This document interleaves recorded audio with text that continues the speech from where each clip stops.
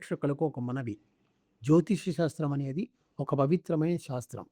అలాంటి శాస్త్రం నేడు ఒక వ్యాపార రంగమైంది. నేను ఈ కార్యక్రమంలో చెప్పిన విషయాలు నా భావాలు, నా అభిప్రాయాలు జ్యోతిష్కులందరికీ వర్తించవు.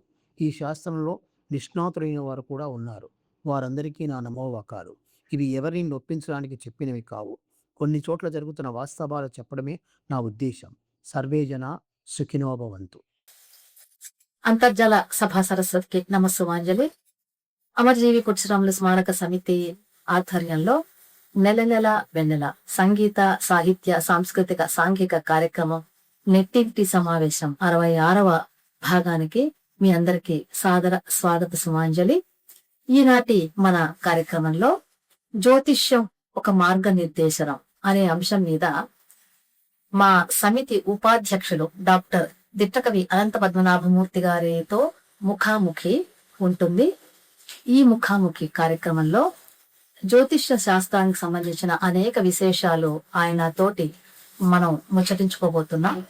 మరి వారి గురించి చిరు పరిచయం. డాక్టర్ దిట్టకవి అనంత పద్మనాభమూర్తి గారు లెజెండరీ ఆర్టిస్ట్ శ్రీమతి సూర్యకాంతం గారి అబ్బాయి అనే విషయం అందరికీ తెలిసిందే. వారు మొట్టమొదట బ్యాంకులో ఉద్యోగం చేశారు. మేనేజర్ గా విఆర్ఎస్ తీసుకున్నారు. అప్పుడు చేస్తున్నప్పుడే చదువుకునే రోజుల్లోనే హోమియోపతి చదువుకున్నారు. వాళ్ళ అమ్మగారి కోరిక మేరకు బ్యాంకు నుండి వచ్చేసిన తర్వాత హోమియోపతిని వారు వృత్తిగా స్వీకరించారు. కానీ వారిలో బహుముఖీన పాండిత్యం ఉంది. అందులో ఒక కోణమే ఈ జ్యోతిష శాస్త్రంలో వారు నిష్ణాతులు అన్న ఒక కోణం.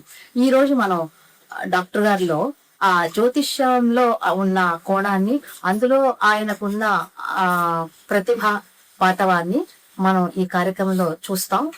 ఈ కార్యక్రమం ముఖాముఖిగా ఎందుకు చేయాలనుకున్నామనంటే, సాధారణంగా మనకి జ్యోతిషానికి సంబంధించిన అనేక సందేహాలు ఉంటుంటాయి. చాలా మంది నమ్ముతారు, కొంతమందికి నమ్మకం ఉండదు. అసలు ఇది శాస్త్రమా కాదా అన్న రకరకాల సందేహాలు ఉన్నాయి. దానికి తగ్గట్లుగానే ఆయన వాటికి అన్నిటికీ కూడా చక్కటి సమాధానాలు ఇచ్చారు. ఈ కార్యక్రమం మిమ్మల్ని అలరిస్తుందని ఆశిస్తున్నాను. మరి మనం కార్యక్రమంలోకి వెళ్ళిపోదాం. నమస్కారం. చెప్పండి. మన అమరజీవి పుట్టిరాములు స్మారక సమితి తరపున మీకు తెలుసు, ప్రతి నెల మనం నెల నిర్వహిస్తున్నాం. ఈ నెల కార్యక్రమంలో మీతోటి ముఖాముఖి. మీలో బహుముఖి పాండిత్యం ఉంది. అలా ఏం లేదు, కొన్ని తెలుసు అంతే. అంటే మీరు వృత్తిరీత్యా బ్యాంకులో పనిచేసి విఆర్ఎస్ తీసుకున్నారు. ఇప్పుడేమో ఆ తర్వాత మీరు మీ వృత్తిగా హోమియోపతి డాక్టర్ గా ఇప్పటికీ కొనసాగుతున్నారు. కానీ దాంతో పాటు మీరు మరిన్ని రంగాల్లో కూడా నిష్ణాతులు అన్న విషయం కొంతమందికే తెలుసు, నాలాగా. అందులో ఆ రంగంలో జ్యోతిష్యం ఒక ప్రధానమైన రంగం. ఎందుకంటే నేను ఒకసారి మీ ఇంటికి వచ్చినప్పుడు చూసాను, మీరు జ్యోతిష్యం క్లాసెస్ తీసుకుంటారు, అస్ట్రాలజీ క్లాసెస్ అని అన్నారు. ఇప్పుడు ఆ రంగానికి, ఆ అంశానికి సంబంధించి మీతో కొన్ని విషయాలు ముచ్చరించుకుందామని ఈ ముఖాముఖి కార్యక్రమం ఏర్పాటు చేసుకున్నాం. మరి జ్యోతిషంతో మీకు ఎలాంటి సంబంధం, ఎందుకు? ఇదంతా నా తల్లిదండ్రుల యొక్క ప్రోత్సాహం.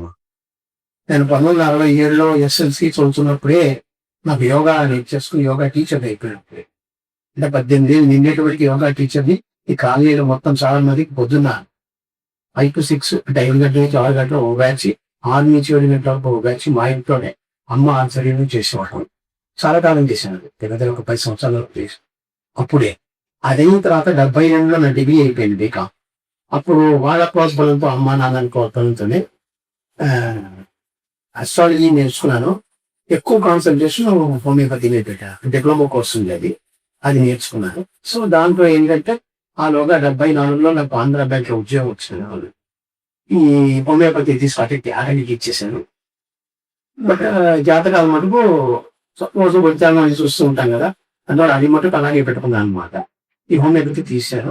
ఎప్పుడైతే 2000లో నేను బ్యాంక్ రిజైన్ చేసేసి ఆ ట్రాన్స్ఫర్ అన్ని చేస్తున్నారు, పైగా నాకు కూడా కాలు ఇబ్బంది వల్ల వచ్చిన తర్వాత నేను హోమియోపతి వైద్యాన్ని ఆ ప్రొఫెషన్లో తీసుకున్నాను. సో బ్యాంక్ లో ఇప్పుడు చాలా నామినల్ వస్తుంది పెన్షన్. సో దీనివల్ల నేను కొంచెం పాపులారిటీ ఉంది, డబ్బు వచ్చింది. కానీ ఒక ఆదాయం నాకు పెన్షన్ లో కొంత వచ్చింది, ప్లస్ రెండోది హోమియోపతిలో వస్తుంది. 2 ఆదాయాలు ఉన్నప్పుడు నాకు దైవికంగా వచ్చినటువంటి అస్ట్రాలజీ. అందులో కొన్ని ముఖ్యమైన పాయింట్ ఏంటంటే సాధ్యమైనంత వరకు ఎదుటి వాడి దగ్గర నుంచి ఏది ప్రతిఫలం ఆశించకూడదు. నిజమైన జ్యోతిష్యుడు అయితే ఎదుటి వాళ్ళ దగ్గర నుంచి ప్రతిఫలం ఆశించకూడదు. అది ఉంది దాంట్లో. అలాగే ఎవరికి పడితే వాళ్ళకి అడగకుండా చెప్పకూడదు, అడిగితేనే చెప్పాలి. ఈ 2 పాయింట్లు నాకు హృదయాన్ని గట్టిగా కాల్చుకున్నాయి అన్నమాట. అందుకని అప్పటి నుంచి నేను ఏం చేశానంటే చెప్పడం కన్నా టీచ్ చేయడం, నాకు టీచ్ చేయడం అంటే ఎక్కువ ఇష్టం. యోగా ఎలా నేర్పించానో హోమియోపతి కూడా అప్పటి నుంచి 89 నుంచి నేను క్లాసులు తీసుకుంటున్నాను.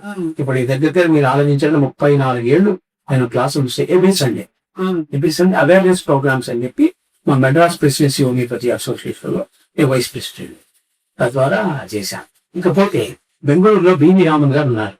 ఆయన ప్రముఖ జ్యోతిష్కుడు, ఇండియాలోనే టాప్. చాలా పుస్తకాలు జ్యోతిష్యం మీద రాశాడు ఆయన. ఇంగ్లీష్ లో, తెలుగులో, తమిళంలోనూ చాలా ఉద్ధృతమయ్యాయి. అక్కడికి మా నాన్నగారు వెళ్ళేవారు అప్పుడు. ఆయనతో కూడా వెళ్ళినప్పుడు కొంచెం దానికి ఆల్రెడీ చదువుకున్న కనుక వాళ్ళు మాట్లాడుతున్నప్పుడు నాకు కొంచెం అవగాహన ఉంది. ఆయన కూడా ఎవరు డిమాండ్ చేయదు. బివి రామన్ గారు ఇచ్చింది మటుకు అలా పెట్టుకుంటారు, అది పెట్టేయండి అంటారు.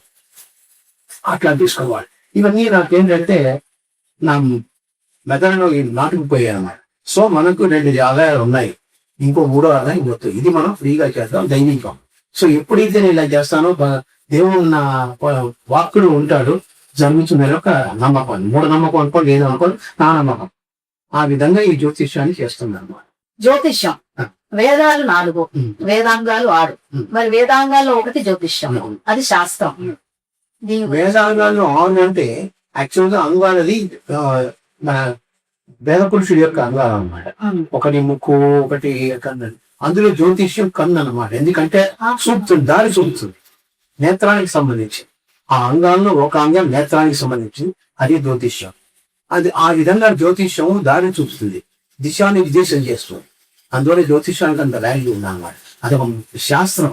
ఆ శాస్త్రాన్ని కొట్టిపారేయడానికి లేదు, ఇప్పటికీ భరిస్తున్నాయి. కారణం ఏంటంటే దాంట్లో అతి ముఖ్యమైన అందరూ మర్చిపోయేది ఏంటంటే ముఖ్యంగా 3 కావాలి.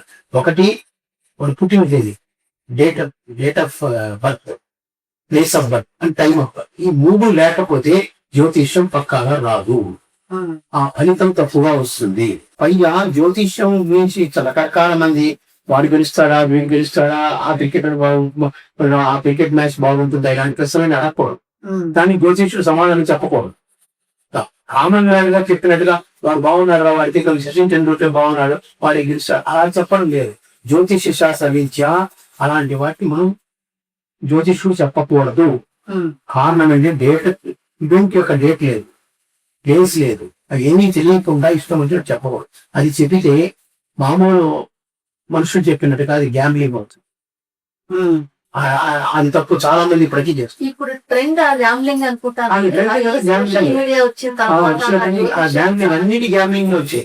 పైగా అన్ని డబ్బుతోనే ముడిపడి ఉన్నాయి. డబ్బు ఎంత కొడితే అంత.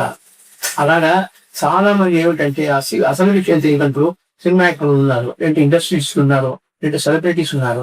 వాళ్ళ డేట్ ఆఫ్ బర్త్ మీకు తెలియదు, వాళ్ళ టైమ్ ఆఫ్ బర్త్ తెలియదు.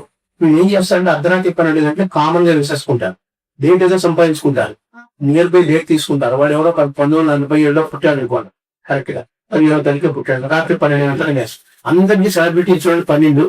ఈ వీళ్ళు మాడిఫై చేసి పొద్దున ఒక రోజు అటు ఇటు మాడిఫై చేసి చెప్పేస్తున్నారు. కానీ ఏదైనా సరే మీకు ఒక విధంగా ఫ్లో దొరుకుతుంది, దానికి దాన్ని బట్టి చేస్తారు. అంతే తప్పితే యాదృశికంగా ప్రతిభ చెప్పుడా తప్పాలి కాదు. అది కాకుండా ఇప్పుడు ట్రెండ్ జ్యోతిష్యం చెప్పేవాళ్ళు, ఫలితాలు చెప్పేవాళ్ళు, ఈ మీడియాలో చెప్పేవాళ్ళు, వీళ్ళు ఏమి విషయాలు తెలియకుండా విశ్వవచనులు చెప్పి డబ్బుల కోసం రకరకాలని చెప్పి చేస్తున్నారు. ఈ కాలం పద్ధతి అంటే శాస్త్రం ఏం చెప్ప శాస్త్ర ప్రకారం వెళ్ళాలి. వేదాలు చూస్తున్నాం అనుకోండి, ఎక్కడ మీకు పద్ధతి రావాలి. నాలుక, ఎందుకు వేదం గురించి చెప్పాలంటే మీరు చెప్పే షడ్వర్గాలు, ఆ వేదం నాలుక చక్కగా శబ్దాన్ని రప్పించాలి. ఇష్టవంతుడు మాట్లాడకూడదు, ఇష్టవంతుడు చేయకూడదు. అలాగే పెద్దానికి దేవాలయాల్లో పూజలు, రకరకాల హోమాలు అన్నిటికీ డబ్బుతో ముడిపెట్టారు. అందువల్లే ఏదో శ్రేయించుకున్నామని చెప్పడమే కానీ దాని ఫలితం మనకు వచ్చిందో లేదో మనకి తెలియదు. అన్ని డబ్బుతో ముడిపడినంతనే జ్యోతిష్యం వెనక్కి వెళ్ళిపోతుంది. కానీ చాలా మంది ఏంటంటే ఇప్పుడు జనరేషన్ వాళ్ళకి నమ్మకాలు, కానీ జ్యోతిష్యం 100%, 100% కరెక్ట్ ఎక్కడ ఉంది వాతావరణం. ఖగోళ శాస్త్రం ఎక్కడ మారుతుంది. కరెక్ట్ గా మీకు ఎప్పుడు వర్షాకాలం వస్తుంది, ఎప్పుడు వేసవకాలం, ఎప్పుడు పౌర్ణమి వస్తుంది, ఎప్పుడు అమావాస్య వస్తుంది, అన్ని కరెక్ట్ గా దాంట్లో చెప్తాను. అది పద్ధతి ప్రకారం. ఎందుకంటే దాంట్లో పద్ధతులు మనం పాటిస్తాం కనుక ఇందులో పద్ధతులు పాటించాలి. ఎందుకంటే మ్యాథమెటికల్ బ్రెయిన్ అంటారు, అంటే గణిత శాస్త్రం క్షుణ్ణంగా చేసిన వాడే జాతకాన్ని చక్కగా వేయగలరు. ఇప్పుడు నీకు అసమాక్కర్లేదు, మన కాదంటే సాఫ్ట్వేర్ వచ్చేసాయి, వెబ్సైట్లు బోర్డు వచ్చాయి, కొన్ని వేల కొద్ది వెబ్సైట్లు ఉన్నాయి. అసలు తప్పు చూడక్కర్లేదు. ఇంటర్నేషనల్ మొత్తం వరల్డ్ వైడ్ ప్రపంచ వ్యాప్తంగా చాలా కంట్రీస్ లో ఇది ఒక ప్రొఫెషన్ అయిపోయింది.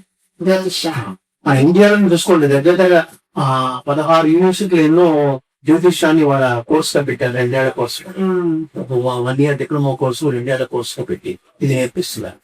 అంటే ఇది పీజీ స్థాయిలో ఉంది. అంటే 2 ఏళ్ల కోర్స్ అంటే పీజీ స్థాయి స్టార్టింగ్ నుంచి చెప్పి పీజీ అంటే డిగ్రీ పీజీ కింద రాదు, డైరెక్ట్ గా పీజీ. అంటే ఇప్పుడు శాస్త్ర యూనివర్సిటీ వాడు ఇది డిగ్రీ పెట్టాడు 3 ఏళ్ళు, కానీ ఎవరో పెద్దగా స్ట్రెంత్ రాక తక్కువ స్ట్రెంత్ చివరికి వాళ్ళకి ఎక్కించుకోవాలి ఉద్దేశంతో అందులో యూనివర్సిటీ వాళ్ళు చాలా మంది ఇచ్చారు. పైగా జనాలకి 90% ఆఫ్ ది జనాలకి తెలుసుకుందాం రైట్ గురించి జిజ్ఞాస ఉంటుంది. ఒక అనకూడదు ఖచ్చితంగా ఉంటుంది. ఎవరైనా సరే పేపర్లో కనపడినా లేదంటే వాట్సాప్ లో కనపడిన దేంట్లో ఒకసారి చూస్తాం. అది మంచిదే కారణం లేదు, దాన్ని మూఢంగా చూడక మన పరిస్థితి ఎలా ఉంటుంది. ఇప్పుడు నాకు ధన్యరాశిలో ఏమన్నాడు బాగానే ఉంది, జాగ్రత్తగా ఉండకుండా మనం జాగ్రత్తగా ఉండాలి. ఆ జాగ్రత్తలు తెలుసుకోవడం కోసం మనం అస్ట్రాలజీ వాడుకోవాలి. కానీ దాన్నే కొంతమంది అది చూసి భయపడిపోవడం, లేకపోతే అది అయిపోతుందేమో. మనం భయపడకూడదు. మనం భయపడ్డామంటే జ్యోతిష్యులు భయపెడతారు. ఆ ఛాన్స్ మనం ఇవ్వకూడదు. ఇప్పుడు కార్లో వెళ్తున్నారు, స్కూటర్లో వెళ్తున్నారు, మధ్యలో పోలీసు వాడి దగ్గర అక్కడికి వెళ్ళి వనకూడదు. వాళ్ళు ఖచ్చితంగా పట్టుకుంటారు. అదే మనం మన భయాన్ని వాళ్ళు ఎన్కాష్ చేసుకుంటాం. మనం భయపడకూడదు, అడిగితే తెలుసుకోవాలి. పైగా ప్రతిదానికి జ్యోతిష్యం మీద డిపెండ్ అవ్వకూడదు. కాకపోతే నీకు చదివించాడు, నీకు ఏదో మీకు ఒక టాలెంట్ ఉంది. ఆ టాలెంట్ బట్టి నేను ముందు వెళ్తుంటాయి. మీరు ప్రయత్నించండి. ఆ ప్రయత్నించడంలో విఫలమైతేనే అవ్వదు. గజనీ మమ్మల్ని దండయాత్ర చేసి ఎంత చేయవట్లేదు లేదంటే దేవుడి మీద భారం వేస్తాం. ఎందుకైనా మంచి అస్ట్రాలజీని అనుకున్నాం, దిశానిర్దేశం చేస్తుందేమో అప్పుడు వెళ్ళాలి. అప్పుడు కాకుండా మేము ఇక్కడి నుంచి విశాఖపట్నం వెళ్ళాలండి. విశాఖపట్నం 6 మైళ్ళు వెళ్తాం, దొరకలే. ఫస్ట్ క్లాస్ దొరకలే, సెకండ్ క్లాస్ దొరకలే, థర్డ్ క్లాస్ దొరకలే. సో ఈక్వల్ ట్రైన్స్ ఏమైనా ఉన్నాయో చూస్తాం. ఇంత ప్రయత్నాలు చేస్తున్నాం కదా, అలాంటప్పుడు జ్యోతిష్యం దగ్గరికి వచ్చినప్పుడు అలాంటి ప్రయత్నాలు మీరు చేసే జ్యోతిష్యానికి వెళ్ళాలి. అంటే ముందుగా మనం ప్రయత్నించి మనం ఫెయిల్ అయితేనే మన జ్యోతిష్యం యొక్క నిజమైతే అడ్డంకులు ఉన్నాయా అప్పుడు ఆ అడ్డంకులు లేవనుకుంటే మనం వెళ్ళచ్చు. ఇప్పుడు మీ అబ్బాయి ఉన్నాడు, అతను ఎంబీబీఎస్ చేస్తాను, అప్పుడు మీరు అడగచ్చు, మీరు ఎంబీబీఎస్ ఎందుకు వెళ్తున్నానంటే 70 లక్షలు కావాలి. వాడి కోర్సు మొత్తం వాడి 70-50 లక్షలు. అప్పుడు నేను చూపించాను, బాబు నాకు ఇలాగ మా అబ్బాయి అడుగుతున్నాడు, వీడు ఎంబీబీఎస్ కి పనికి వస్తాడంటే అప్పుడు చూస్తా ఉన్నాడు. లేదమ్మా ఇతను అడ్మినిస్ట్రేటివ్ కెపాసిటీ ఉన్నవాడు, ఇతను కరెక్ట్ ఇలాగ వెళ్తారు తప్పితే దీనికి వెళ్ళలేదు. రక్తం చూస్తే భయం లాంటివి వెళ్ళి అలాంటి మంది చెప్తాము. అందువల్ల మీరు మార్చుకుంటారు. ఎందుకంటే దాన్ని చూస్తే ఏ విద్యలో మీరు రాణిస్తారు, గణిత శాస్త్రంలో రాణిస్తారా, లేదంటే అడ్మినిస్ట్రేటివ్ రాణిస్తారా, లేదంటే ఈ ఆర్మీకి సంబంధించి పోలీస్ డిపార్ట్మెంట్ అలాంటి వాటిలో రాణిస్తారా మేము చెప్తాను. దాని ప్రకారం మీరు సెలెక్ట్ చేసుకోవచ్చు. అంటే ఇప్పుడు ప్రశ్న, ఆ ఇష్టాన్ని బట్టే ఆ గ్రహగతులు ఉంటాయా? మీరు చెప్పినట్లు లగ్న పుటలు చూసే కదా, లేదా లగ్న పుటలు బట్టి మా ఇష్టాలు మార్చుకోవాలి. ఇప్పుడు చాలా ఆలోచిస్తారు, లగ్న పుటలే మార్చేస్తున్నారు. ఇప్పుడు ప్రతి వాళ్ళు హాస్పిటల్లోకి వెళ్ళి 2 లక్షలు ఎక్కడ కట్టి నాకు 1వ తారీఖు ఇవ్వండి, నాకు మంచి రోజు దీనే సెలెక్ట్ చేస్తుంటారు. ఆ టైంలో సిజేరియన్ చేయండి, తప్పదు. అది తప్పదు. ఇప్పుడు హాస్పిటల్లోకి 2 లక్షలు అంటే వాళ్ళు ఆల్రెడీ 1.5 lakh 2 lakhs అవుతుంది ఇది డెలివరీ ఇవన్నీ చేయడానికి. మీరు మళ్ళీ 2 లక్షలు ఎక్స్ట్రా కడితే 2-3 కడితే పలానా డేట్లో ఇస్తారు. అప్పుడు ఈ డాక్టర్ వాళ్ళు లేవరు, అయినా లేచే డబ్బుల కోసం లేచి పొద్దున్న తెల్లవారుజాము 3 మంచి ముహూర్తం అంటే ఆ టైంలో సిజేరియన్ చేసి బిడ్డను చేస్తారు. అది పిట్టుడు, అది ఫలించదు. వీళ్ళ తృప్తి నేను కరెక్ట్ టైంలో స్థితిగతుల్ని రామనాథుడే మార్చలేదు. రామనాథుడే నవగ్రహాన్ని తన కంట్రోల్లో పెట్టుకోవాలి. అందరినీ దీన్ని మన రామాయణం చదువుకున్నాం. ఆ రామాయణంలో వాళ్ళు చెప్పాడు, ఆ నటనే పడుకోబెడతాడు. అప్పుడు శని ఒక్కడే ఆలోచించి నేను బోర్లా పడుకోను, నేను మందగమనుంది కదా, నేను వెనకనాడే పడుకుంటాను. ఎందుకన్నాడు? తను ఒప్పుకున్నాడు రావణాసుడు. వాడి కర్మది వెనకన పడుకుని నీ కళ్ళు తెలుసుకొని చూస్తూ ఉంటాడు. శని దృష్టి పడిందా లేదా?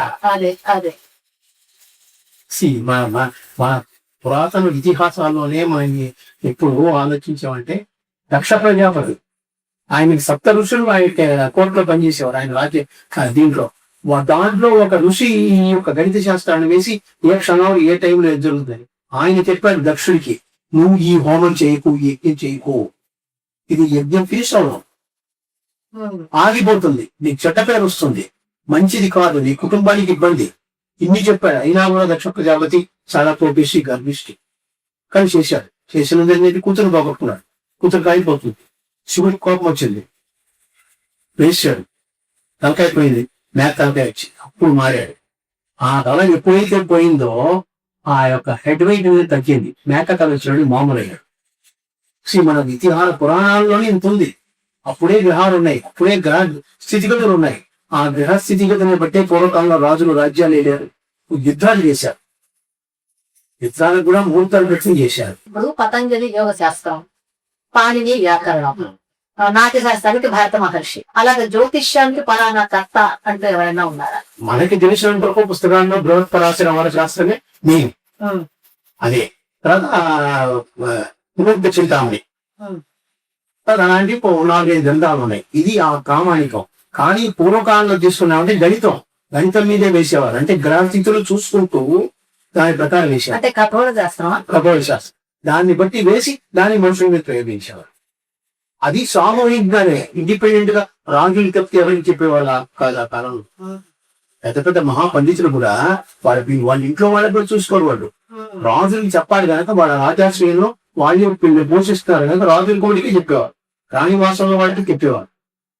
అంటే వాళ్ళే ప్రొటెక్ట్ చేయాలి, వాళ్ళని వీళ్ళు ప్రొటెక్ట్ చేస్తే వీళ్ళు బయట ప్రొటెక్ట్ చేస్తారు. ఆ విధంగా వచ్చింది. తర్వాత జ్యోతిష్ శాస్త్రం అందరికీ కామన్ గా తెలిసిన తర్వాత ఎక్కువ మంది జ్యోతిష్కులు అయిన తర్వాత కామన్ మామూలు ప్రజానీకానికి కూడా చెప్పారు. ఆ ప్రజానీకం కూడా వాణిజ్యవేత్త అయిన వైశ్యులే ఎక్కువ వాడేవారు, బ్రాహ్మణులు వైశ్యులే ఎక్కువ వాడేవారు. ఎందుకంటే వాళ్ళు వ్యాపారం చేయడానికి బయట ఊళ్ళు వెళ్ళేవారు, దూర దేశాలకు వెళ్ళి తిరిగి వచ్చేటప్పుడు జాగ్రత్తగా వస్తామా లేదా, లాభంగా వస్తామా లేదా, క్షేమంగా వెళ్ళి లాభంగా అనేది సామెత ఉంచుతాం. అది అప్పుడు పుట్టింది, అలా వచ్చింది. అంటే నువ్వు క్షేమంగా వెళ్ళి ఇక్కడి నుంచి లాభంగా రాదు, వ్యాపారం చేస్తున్నావు కదా, అక్కడి నుంచి వచ్చింది అది. సో ఆ కాలంలో జ్యోతిష్యాన్ని అంత పవిత్రంగా చూసేవారు. జ్యోతిష్యాన్ని అడగాలంటే ఇంట్లో పూజ చేసుకుని దండం పెట్టుకుని జ్యోతిష్కుని ఒక దైవాంశ సంభూతులుగా భావించి ఆయన ప్రశ్నలు అడిగేవారు. వాళ్ళు కూడా చెప్పేవారు. అప్పుడు కూడా డబ్బులు తీసుకొని వీళ్ళేదో దక్షిణాలు అయినా పెడితే అక్కడ పెట్టడమే, ఏదైనా వాళ్ళకి రాజాశ్రయాలు ఉన్నాయి అంతే తప్ప ఇన్ని వేలు అనే. ఇప్పుడు వాళ్ళకి మారుగారు ఇప్పుడు ఈ 30 ఏళ్ల ముందు చూడండి జ్యోతిష్యం ఇంత ఇదవ్వలేదు, విపరీతంగా లేదు. ఏదో చూసేవాళ్ళం. ఇప్పుడు ఆంధ్రపత్రిక, ఆంధ్రప్రభలో వారఫలాలన్నీ చేసేవాళ్ళు, అది చదివేవాళ్ళం. కానీ అంత ఇదేం కాదు. ఇక్కడ ఒక ప్రశ్న, వారకాలం అంటారు కాబట్టి ఈ ఇటీవల కాలంలో దినఫలాలు, వారఫలాలు, మాస ఫలాలు, సాంవత్సరిక ఫలాలు అని రకరకాలు వస్తున్నాయి. అంటే గ్రహగతుల్ని బట్టే కదా మీరు ఇవన్నీ గణించడం అన్నది. మరి దినదినం క్షణక్షణం మారుతుంటాయా, రోజు రోజు మారుతుంటాయా? ఏం వీళ్ళు చంద్రుడిని బేస్ చేసుకుంటారు. చంద్రుడి మూవ్మెంట్ ఎప్పుడు 2.5 రోజులు, ఒక రాశిలో 2.5 రోజులు ఉంటాడు. ఆ రాశిలో 2 నక్షత్రాలు ఉంటాయి. ఒక్కొక్క నక్షత్రానికి 4 పాదాలు, అంటే 8 పాదాలు. ఈ 3వ నక్షత్రంలో 1 పాదం ఉంటుంది. అంటే ఈ 9 పాదాలు ట్రావెల్ చేయడానికి ఒక రాశిలో 2.5 రోజులు పడుతుంది. 2.5 మీద కొంచెం పిసర పడుతుంది. ఆ లోగా మీరు ఆ చంద్రుడిని పట్టుకొని చెప్పడం అన్నమాట. ఇప్పుడు దినఫలాన్ని చంద్రుడిని పెడితే నీకు సపోజ్ చంద్రుడు నీకు ఒక రాశిలో ఉన్నాడు, మీ అబ్బాయికి ఇంకో రాశిలో ఉన్నాడు, నాకు ఒక రాశిలో ఉన్నాడు, మా అబ్బాయికి ఇంకో రాశి, రకరకాల అందరికీ ఎలా కలుగుతుంది అదే అది. అందువల్ల మీ ఆత్మతృప్తి ఇవాళ బాగుంది అనుకోవాలి, అంతే తప్పేం లేదు. కానీ ఒకటి గుర్తు పెట్టుకోండి, అది కూడా మీరు చూడాలంటే మినిమం నాలాంటి అస్ట్రాలజీ మీద ఉందంటే మీరు చూడవచ్చు. మీరు ఏమనుకుంటారు, మీ అబ్బాయి నాడు ఉద్యోగం చేస్తున్నాడు, ఆ ఉద్యోగంలో ఏమి రాకూడదంటే దానికి ఏంటి 6వ భావం ఉద్యోగం, 10వ భావం కర్మభావం, ఫ్యూచర్ చూసుకోవాలి, ఎక్కడ ఏం ఇబ్బందులు లేకుండా చూసుకోవాలి.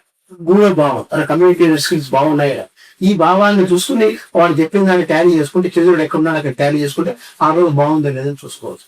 కానీ మనకి ప్రస్తుత పరిస్థితులు ఏ రోజు కాదు చూసుకోవాల్సిన నెసిటీ లేదు. పక్షాలు చూడవచ్చు, నెల చూడవచ్చు, సంవత్సరం చూసుకోవాలి. సంవత్సరంలో కూడా వాడు ఏదో రాశాడని మనం చేయకూడదు. కానీ మన గ్రహస్థితి ఎలా ఉంది, ఏ భావాలు ఎలా ఉన్నాయి, ఏ భావాలు మనకు అనుకూలంగా ఉన్నాయి, ఏ భావాలు మనకి ప్రతికూలంగా ఉన్నాయి మనం తెలుసుకోవాలి. ఆ భావాలకు సంబంధించి ఏదైనా వాడు చెప్తున్నాడా ఆ సంవత్సర ఫలంలో, దాన్ని మనం జాగ్రత్తగా చూసుకోవాలి. మనకు ఆ సంవత్సరం మా గ్రహస్థితి ప్రకారం 6వ భావం బాగాలేదు అనుకోండి, రోగమో రుణమో వస్తుంది మనకి. ఆ టైంలో దానికి సంబంధించిన గ్రహం ఆ సంవత్సరం కాలంలో ఎక్కడ ఉంటుంది. అలాగే ఒక్కొక్క గ్రహం బిడ్డలు ఇచ్చే గ్రహం ఉంది, భార్య గాని భర్తని గాని ఇచ్చే గ్రహం, వైవాహిక జీవితానికి ఇలా ఒక్కొక్క గ్రహానికి ఒక్కటి ఉంది. చదువు చెప్పే గ్రహం ఇలాగన్నిటికీ ఉంది.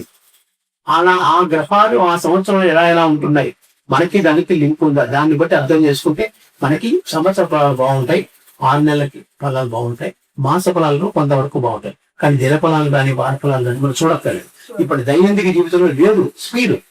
ఈ వారం ఎంతసేపట్లో పోతుంది అది చూడవలసిన అవసరం లేదు. ఈ రోజు మేము చూసుకుని బయటికి వెళ్ళేవాళ్ళు సాయంత్రం అయిపోతుంది. ఒకసారి ఆఫీస్కి వెళ్ళి ఒకసారి దీంట్లోకి వెళ్ళి కూర్చున్నారంటే సాయంత్రం 8-7 వస్తాము. ఇంకా దినఫలం మనకి దినఫలం ఎందుకంటే వాళ్ళ అలవాటు చేసేసారు కనుక జనాలకు అది అన్ని శీర్షికలతో పాటు ఈ శీర్షిక కూడా పెట్టాలి. అంతే తప్పితే ఇవే లేదు.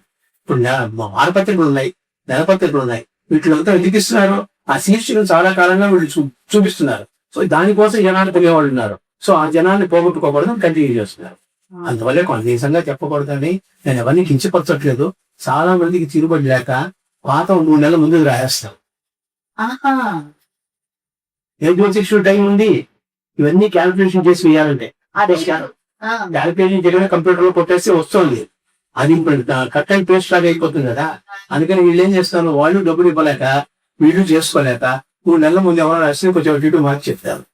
మీరు వరుసగా 12 రాసులు చూడండి, ఎవరికైనా చూశారంటే ఇంచుమించు అన్ని 3 రాసులు ఒకే విధంగా ఉంటాయి. అవును, నేను గమనించాను. నేను వారపలాలు వింటుంటాను వాడపాదడప. అప్పుడు నేను మీరు అన్నట్లుగా ఈ వారం బాగలేదంట బాగుందంట మీరు అన్నారు కదా, దిశానిర్దేశం చేస్తుందని అన్నారు కదా, ఆ ప్రకారమే చెప్తుంటాను. కొంచెం జాగ్రత్తగా ఉండటానికి, లేకపోతే ముందు జాగ్రత్త కోసం చూడటమే తప్ప. కానీ అది ఒక్కొక్కసారి మీరు అన్ని యాదృచ్ఛికంగా జరుగుంటచ్చు. అది ఇప్పుడు ప్రతి క్షణం నిరాఘాటంగా సృష్టి జరుగుతూనే ఉంటుంది. మీరు అన్నారు నాతో ఒకసారి, అమ్మా ప్రతి జీవి మీద గ్రహ స్థితి ఉంటుంది, గ్రహ ప్రభావం ఉంటుందని అన్నారు. మరి ఫలానా రాసి అన్నప్పుడు కొన్ని కోట్ల మంది ఉంటారు ఆ రాశి. మరి అలాంటప్పుడు ఆ రాశికి ఇది ఫలితం అని చెప్పినప్పుడు అంతమందికి జరగాలని ఏమన్నా ఉంటుందా? అక్కడ మన వ్యక్తిగత జాతకమే కదా చూడాలి. వ్యక్తిగతంగా చూసుకోవాలి, వ్యక్తిగతం కరెక్ట్ గా చూసుకోవాలి. ఇప్పుడు చిరంజీవి గారు ఉన్నారు మా సినిమా వాళ్ళు, అంటే ఒక ప్రైమ్ మినిస్టర్ ఉన్నారు అనుకోండి. అలాంటి జాతకాలు అలాంటి కరెక్ట్ అయ్యి డిగ్రీ దశ అదే జాతకాలు బోల్డ్ మంది ఉన్నారు, లక్షల్లో ఉన్నారు. వాళ్ళందరికీ అంటే అది పూర్వజన్మలో మనం చేసుకున్న కర్మ ఈ జన్మలో మనం అనుభవించాలి, మంచి చెడమని. అంటే ఇప్పుడు లగ్న కుండలి అన్నది లగ్న కుండలి నుంచి 5వ భావాలు కూడా వస్తుంది, పూర్వజన్మ వస్తుంది. పూర్వజన్మ చేసిన కర్మ. నేను ఈ రోజు మీలాంటి వాళ్ళతో మాట్లాడతాను, నా పూర్వజన్మ కర్మ వల్ల ఇది వచ్చింది. నా పూర్వజన్మ కర్మ ఇంకో విధంగా ఉందంటే ప్రతి దగ్గరికి మేము 10,000 ఇస్తే మేము మాట్లాడతాం, 20,000 ఇస్తే అలా కూడా వాడతారు. మనం ఒక మిత్రుడిని సంపాదించుకోవాలన్నా ఒక శత్రువుని సంపాదించుకోవాలన్నా దానికంతా పూర్వజన్మ కర్మే. మనకి పేరు ప్రఖ్యాతులు రావాలన్నా మనకు చదువు రావాలన్నా అన్ని. ఇప్పుడు మీరు ప్రయాణం చేస్తున్నారు, ఎలా ఉంటుందని అడుగుతాయి, దానికి చెప్పొచ్చు, మరణానికి చెప్పకూడదు. మరి ఎవరైనా మా ఏజ్ ఎంతవరకు ఉంటామో ఎప్పుడు చెప్పకూడదు. అలాగే ఒక్క జాతకం మీద డిపెండ్ అయి ఉండదు. కుటుంబానికి సంబంధించిన సమస్య వచ్చిందంటే ఒక్క జాతకం మీద డిపెండ్ అయి ఉండదు. ఆ కుటుంబం మొత్తం జాతకాలు చూడాలి. అవన్నీ కలిసి వస్తేనే ఆ ఈవెంట్ జరుగుతుందా లేదని చెప్పాలి. ఎవరు చెప్తున్నాడు? అయినా వివాహానికి సంబంధించి ఎవరిని మనం ఏంటి మాట్లాడలేము. కారణం అంటే టెస్టాలు చూపిస్తాము, వెళ్ళిపోతారు. అవన్నీ ఇప్పుడు చూడకపోవడం. నేను దగ్గర నన్ను చూడలేమండి. కరోనా వచ్చినప్పుడు నేను చాలా వరకు, ఎందుకంటే దాంట్లో కొన్ని వేల మందికి ఉద్యోగాలు పోయి కొన్ని వేల మంది చనిపోయారు. అది ఇలాంటివి వస్తుందని తెలుసు. ఏ సునామీ లాగా వస్తుందనో ఏదైతే బాల్కనీలో లాగా వస్తుందని అనుకున్నాం. కానీ ఇలాంటి ప్రేమలు లేనటువంటి వ్యాధి వస్తుంది. ఆ వ్యాధి వల్ల డాక్టరే చచ్చిపోతాను అనుకోలేదు. అందువల్ల ఏమైందంటే మనం బ్రేక్ వేసాం అన్నమాట. మన జాగ్రత్త మనం ఉండాలి. ఎందుకంటే వచ్చేవాళ్ళు కూడా క్రిటికల్ మైండ్ తో వస్తున్నారు, మన పరీక్షించే విధానంలో వస్తున్నారు. అందువల్ల జాగ్రత్త మనం తెలిసిన వాళ్ళకి చెప్తాను ఏంటి. అందువల్ల సోటల్ ఎవరికి జాతకాలు చెప్పట్లేదు. సాధ్యంతో నా సాఫ్ట్వేర్ దమ్మి ఎక్కువ. కానీ పాత వాళ్ళు తెలిసిన వాళ్ళు నమ్మి నమ్మకం వచ్చిన వాళ్ళకి దిశానిర్దేశం చేస్తారు. అది చేయండి బాగుంది. ఇప్పుడు జ్యోతిష్యం మనకి ఉగాది అంటే పంచాంగ శ్రవణం చేసుకుంటాం. మన ఉగాది ఏమో మనం తెలుగు వాళ్ళం చాంద్రమానం ప్రకారం తీసుకుంటాం. ఇందులో 3 రకాల మానాలు ఉన్నాయి నేను విన్నంత వరకు. వీటి గురించి అలా చెప్తారా? బృహస్పత్యమానం అని, సౌరమానం అని, చాంద్రమానం అని 3 రకాలు ఉన్నాయి కదా. అందరికి పండుగలు మాత్రం అందరూ ఒకటిగానే చేసుకుంటున్నాం. అంటే వాళ్ళకి సౌరమానం ప్రకారం లెక్క కట్టి పండుగలు పలానా రోజునా, లేకపోతే చాంద్రమానం ప్రకారమా? నాకు ఇక్కడ జనరల్ గా మన ఇండియా మొత్తమే చంద్రమానే తీసుకుంటాం, చంద్రుడే బేస్ చేసుకుంటాం. ఈ తమిళనాడు కొన్ని ఉన్నాయి, అవన్నీ సౌరమానాన్ని చేసుకుంటారు. వాళ్ళకి ఏంటంటే కరెక్ట్ గా రవి అంటే సూర్యుడు ఒక రాశి నుంచి ఇంకో రాశికి మారేటప్పుడు 1 మంత్ అవుతుంది. ఆ 1 మంత్ కి కరెక్ట్ గా 14, 15, 16 తారీఖులో ప్రతి నెల పడుతుంది మన సంక్రాంతి అంట. దాని సంక్రమణం. ఆ సంక్రమణం ప్రకారం లెక్క వేసి కట్టేవాళ్ళు ఆ పద్ధతి చూస్తారు.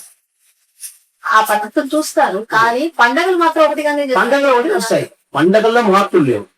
పండగలన్నీ ఓన్లీ చంద్రుడు బేస్ చేసుకుని పెట్టారు. అందుకని చెప్పేది కూడా సౌరమానాన్ని ఫాలో అవుతారు. సంకల్పం కూడా వాళ్ళ సౌరమాన సంకల్పమే చెప్తారు.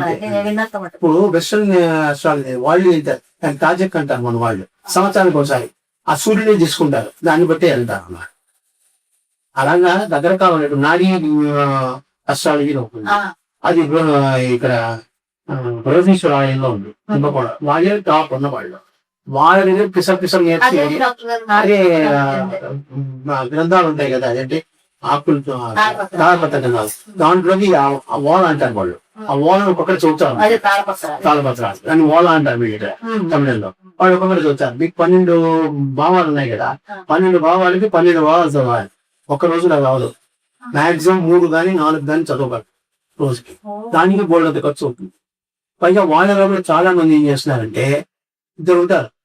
ఇప్పుడు మీ అబ్బాయి అడుగుకోండి, నేను మీ అబ్బాయి కలిపి పార్ట్నర్షిప్ పెట్టుకున్నాం ఉంటాను. నేను చెప్తాను లేకుండా మీతో మాట్లాడుతున్నాడు.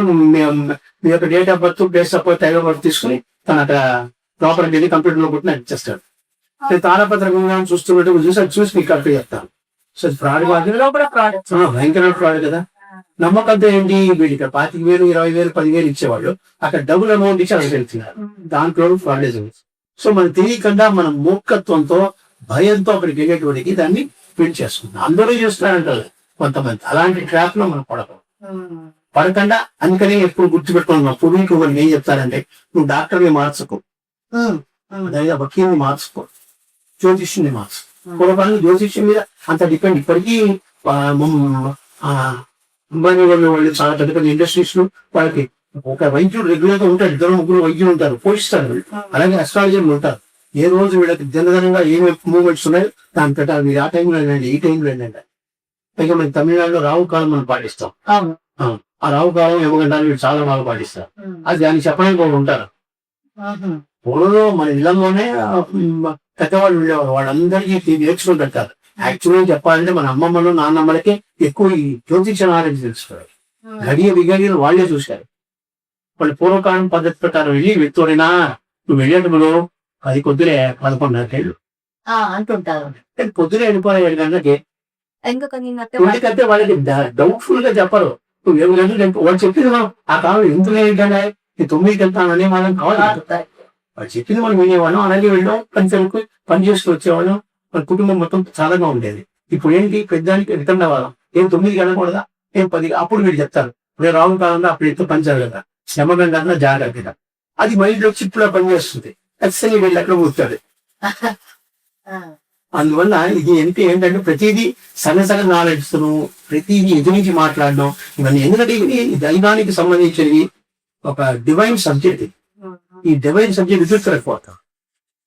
ఎదురు తిరిగితే మనకి భవిష్యత్తు ఉండదు. ప్రస్తుతానికి వస్తుంది, డబ్బులు వస్తాయి. ఎదురు మనకి ఎప్పుడో అప్పుడు ఇబ్బంది పడుతుంటారు. అదే ప్రతి గ్రహానికి దేవతలు, అధిదేవతలు ఉంటారు కదా, వాళ్ళతో మనం మాట్లాడుకోవాలి. అందుకని ఇప్పుడు గ్రహాలు అధిదేవతలు అంటున్నారు.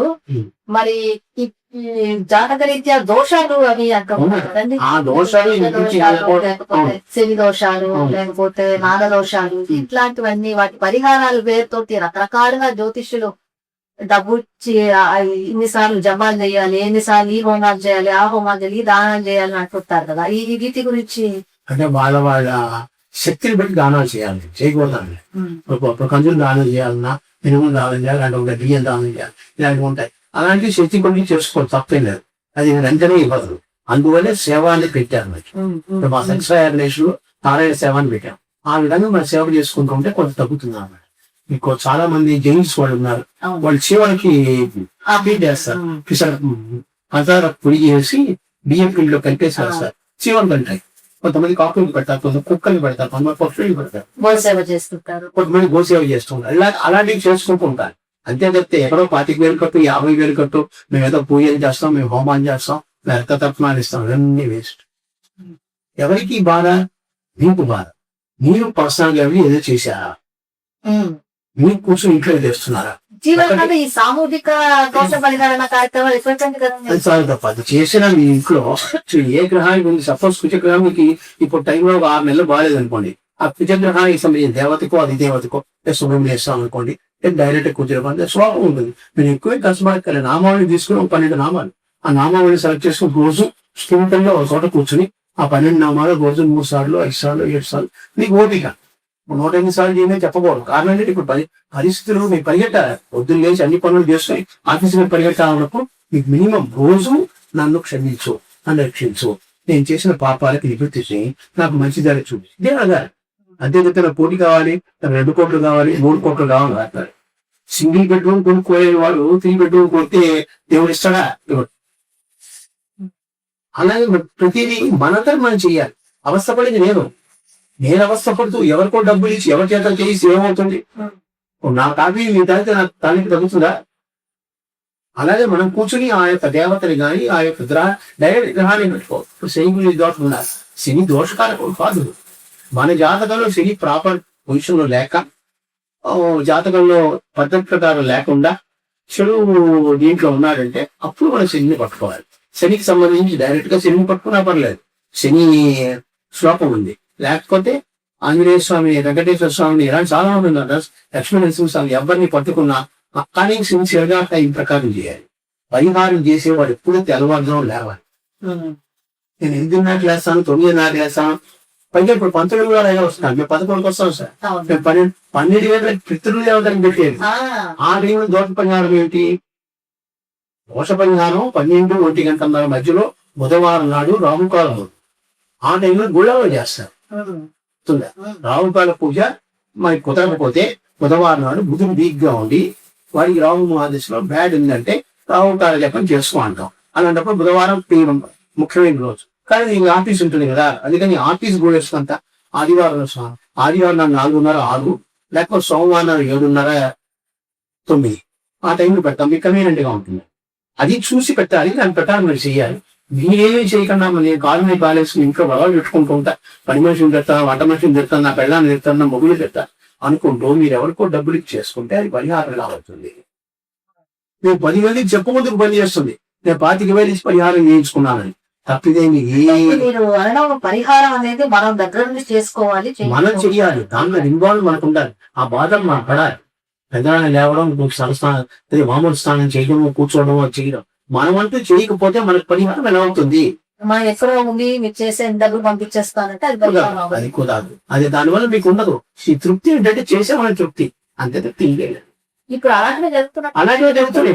ఇప్పుడు మీరు కాళహస్తికి వెళ్ళారంటే 100 మంది కూర్చుంటారు, 9,000 కడతారు. దాంట్లో మీ పక్కన వస్తారు, ప్రతి బ్రాహ్మణ్ ప్రతి చోటకి వస్తాడు. ఆయన సెల్ ఫోన్ చూసుకుంటూ ఉంటారు, మీరు సెల్ ఫోన్ చూసుకుంటారు, ఏదో చెప్తారు, ఏదో చేస్తారు, అయిపోయింది మీరు చేసామంటారు. యాక్చువల్ గా రావు పరిహారం అంటే ఏంటి? మీరు వెళ్ళిన వెంటనే కాళ్ళు చేతులు కొనుక్కుని సాయంత్రం ఈరోజు సాయంత్రం కాళ్ళు చేతులు కొనుక్కుని దర్శనం చేసుకోవాలి. శివాలయంలోకి రావుకి సంబంధించిన దర్శనం చేసుకొని టికెట్ బుక్ చేసుకుని మనసు పొద్దున వెళ్ళాలి. మరుసటి పొద్దున వెళ్ళిన తర్వాత ఆ కార్యక్రమం అయిన తర్వాత మళ్ళీ పునర్దర్శనం చేసుకోవాలి. అంటే ఒక రోజు నిద్ర అక్కడ చిగింది, పరిహారం పరిసమాప్తం. ఇప్పుడు సూర్యనారాయణ దేవాలయాలు ఉంటాయి, చాలా సూర్య దేవాలయం. ఒక మనకి ఆంధ్రాలో కూడా ఆశ్రమంలో ఉంది, వెళ్ళి చేసుకుని వస్తాం. అక్కడైనా ఉండకన్నా మనం చేసుకొస్తాం. చేసుకొచ్చిన ఫలితం ఇంట్లో మీరు ప్రతి కనీసం రోజు చేయకపోయినా ఆదివారం సూర్యుని ప్రార్థించా లేదు. పైగా మీ బాల్కనీ వచ్చో ఏ కిటికీలు వచ్చో తూర్పు దిక్కు కనపడుతుంది కదా, తూర్పుకు తిరిగి దండం పెడుతున్నారా, సూర్యుని నమస్కారం చేస్తున్నారా, సూర్యుని 12 నామాలు చూస్తున్నాం మనం లేదు.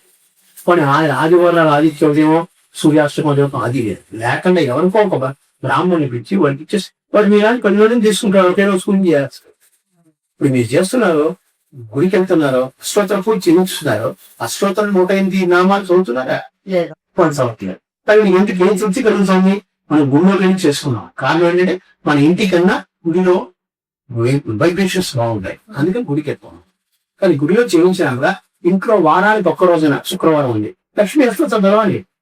లక్ష్మీ అష్టోత్తరం అయితే చాలా వరకు మీకు సౌభాగ్యం కలుగుతుంది, మీకు మంచి ఆనందం ఉంటుంది, అన్నీ ఉంటాయి. అలాంటి ఏం చెప్పినా సరే కొంచెం కుజేసం ఉంది అమ్మాయికి ఇలాంటి అబ్బాయికో వివాహం అవ్వట్లేదు, ఆ కుజుడికి సంబంధించిన మంత్రం చదువుకోని రోజు కుజుడికి సంబంధించిన సుబ్రహ్మణ్యేశ్వరాన్ని ప్రార్థించండి. సుబ్రహ్మణ్యేశ్వరానికి మంగళవారం అది చెయ్యండి. మీరు చెయ్యాలి, మీకు సంబంధించి మీరు చేయాలి. అంటే తప్పితే ఎవరికో ఇది ఇచ్చాము దానం ఇవ్వచ్చు, కుజుడికి సంబంధించిన దానాలు ఏమైనా ఇవ్వచ్చు. మన స్థితిగతులకి మన స్తోమతకి సంబంధించిన దానమే ఇవ్వాలి, మించి దానం ఇవ్వకూడదు. అందువల్ల పరిగెత్తుకుని వాళ్ళు ఏదో 25,000 చేశారు, వీళ్ళు 50,000 చేశారు, మనం పరిగెత్తాలి. మనకి సాధ్యమేంటో చూసుకోవాలి. చూస్తున్నారు కదా, మీ వల్ల కాకపోతే ఏమిటి, ఆటో ఎక్కుతారు, ఆటో బదులు బస్సు ఎక్కుతారు, బస్సు కాబట్టి మ్యాక్సిమం కారు, ప్రతి వాళ్ళు కారులో కదా అని బోర్డు ఎంత అవుతుంది. దాన్ని మనం స్తోమతని బట్టి చేసుకోవాలి. పైగా మన భయాన్ని తెలియపరచకూడదు. డాక్టర్ దగ్గర మీరు భయపడకూడదు. నాకేదో క్యాన్సర్ ఉందని అనకూడదు, వాళ్ళని ఎందుకు ఇస్తాను, నాకు ఇక్కడ వచ్చిందండి ఏదో క్యాన్సర్ వచ్చేస్తుంది వాడి చెప్పండి, అయ్యా ఇక్కడ నిపి అని చూడండి అని చెప్తే వాడు చూస్తారు, టెస్ట్ చేయాలి. ఇప్పుడు దానివల్ల ప్రతి టెస్టే ఆ టెస్ట్ చూపిస్తుంది. అందువల్ల ఎప్పుడు ఎవరి దగ్గర భయపడకూడదు. సొంత బాగా అందుకని నీకు తెలిసిన వాడిని పెట్టుకుని వాడి దగ్గరికి వెళ్ళాలి. ఇప్పుడు ఆ ట్రెండ్ పోయింది కదా, డాక్టర్ మార్చేస్తాం, లాయర్ మార్చేస్తాం. ఎవరు చెప్తారంటే చూసి వాడి అక్కడికి వెళ్ళిపోతున్నారు. అలా ఎప్పుడు మార్చుకో. ఆ ప్రతి వాడు నువ్వు నా అమ్మలా ఉన్నావు, నా నాన్నలా ఉన్నావు, నా ఉన్నావే కానీ అమ్మ నాన్న కాదు, వెళ్ళవలసిన అమ్మ నాన్న దగ్గరికి వెళ్ళాలి. చూస్తున్నారు కదండి, జ్యోతిష్యం ఒక మార్గనిర్దేశనం అనే అంశం మీద ఎన్నో విషయాలు వింటున్నాం మనం. వచ్చే శనివారం ఇదే సమయానికి ఈ కార్యక్రమం చివరి భాగాన్ని చూద్దాం. అంతవరకు వేచి ఉంటారు కదా.